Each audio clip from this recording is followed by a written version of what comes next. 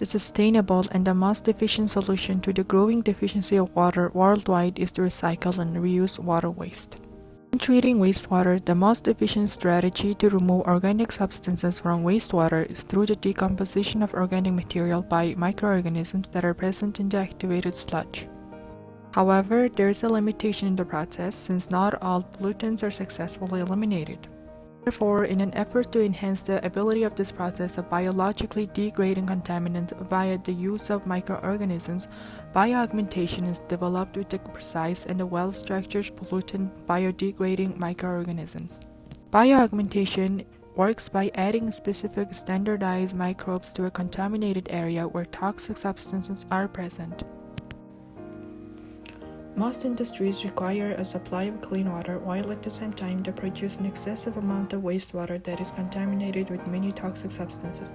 These chemicals usually cannot be metabolized by eukaryotes and they may be extremely harmful to all living things.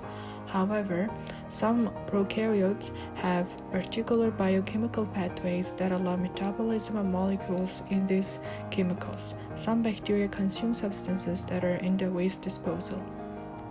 Aside from water treatment, bioaugmentation is also used for the preparation of beer, yogurt, cheese, and bread making. There are 3 stages in wastewater removal, which are primary treatment, secondary treatment, and tertiary treatment. Bioaugmentation is considered to be the secondary treatment of wastewater removal that is conducted by oil companies, restaurants, pulp, paper mills, etc. in order to remove poisonous substances like physical solids, biodegradable organics, bacteria, etc. The primary treatment removes large floating solids with the help of screening. They are trapped and sank to the bottom of the liquid that they are in.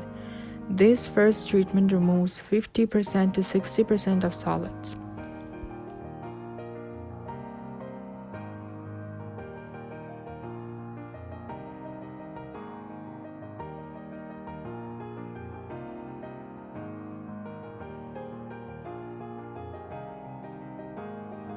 Secondary treatment, as mentioned before, is where bioaugmentation is used to discharge any toxic substances that are present from the primary treatment. Specifically chosen microbes are combined to the contaminated water to affect certain types of pollutants. When the microbes are added, they convert pollutants into less harmful substances like carbon dioxide, water, and energy that can be reused. Some bacteria consume these toxic substances in the contaminated oil and break it down to provide nutrients for growth and reproduction. In Canada, there are companies that sell combinations of microbes that have been specially selected to treat certain waste products. Lastly, tertiary treatment is only necessary when there is further removal of waste is needed after the secondary treatment, and this process includes chemicals.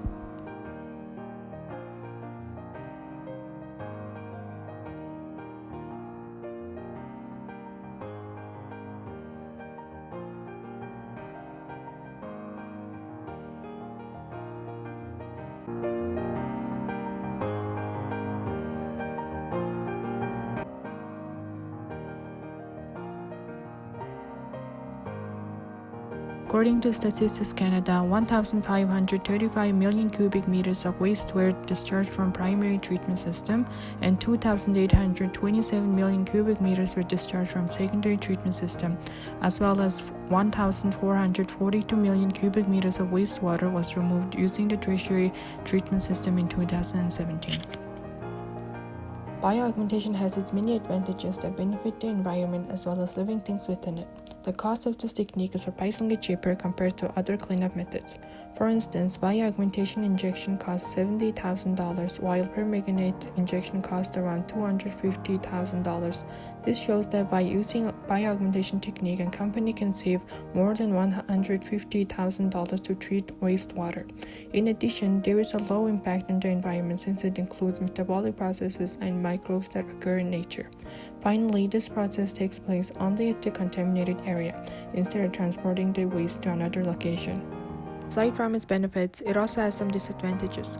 For the microbes used in bioaugmentation, they need appropriate environment in order to thrive, such as proper temperature, nutrients, and moisture. These conditions can be challenging at the contaminated site.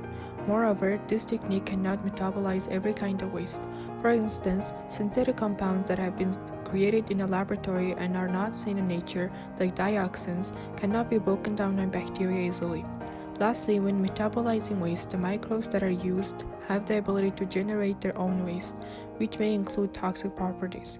Thus, bioaugmentation is not always the best method to treat every environmental contaminants. In conclusion, bioaugmentation is a biological method used to clean water by adding microbes which break down unwanted substances by using specific metabolic pathways. There are a few complications related to this process, but its benefits are far more greater than its risks. Thus, environmental issues as well as health issues can be solved with the help of this biological technique.